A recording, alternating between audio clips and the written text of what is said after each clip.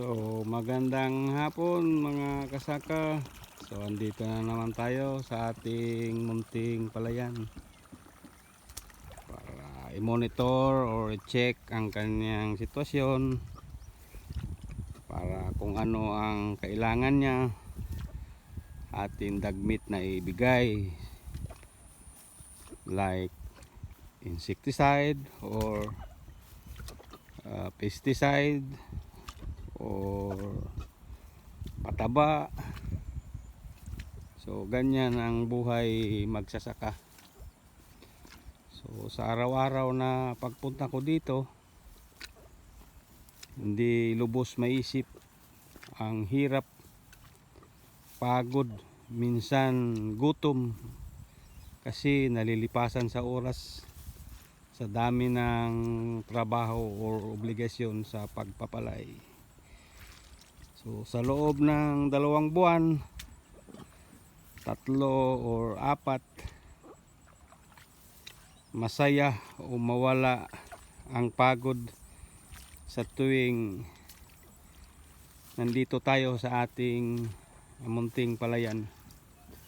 So sana darating na mga araw na maani na siya, nawa kawaan ng langit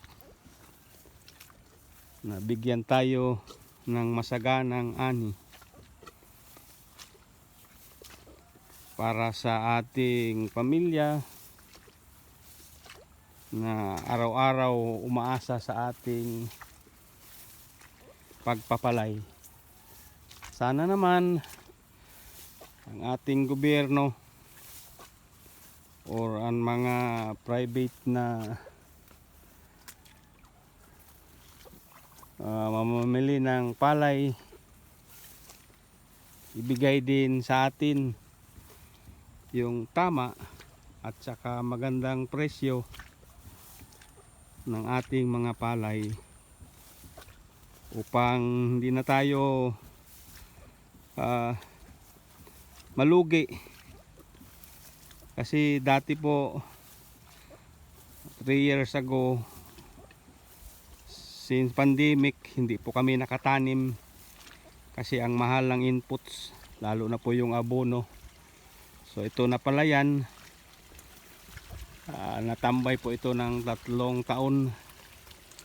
So ngayon lang po ito nataniman kasi medyo bumaba na po yung abono.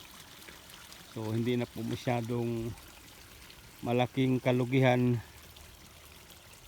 kung magtanim ngayon, or hindi na po malulugi kasi gumaganda na po yung presyo ng palay.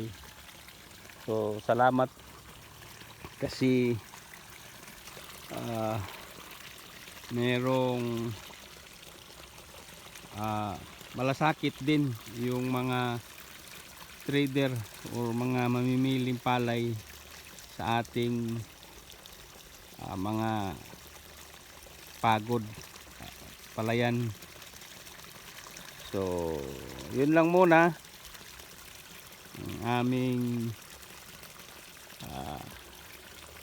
may pa alaala sa ating lahat, na nawa maging maganda ang ani at saka maging maganda ang presyo sa merkado ng ating mga palay.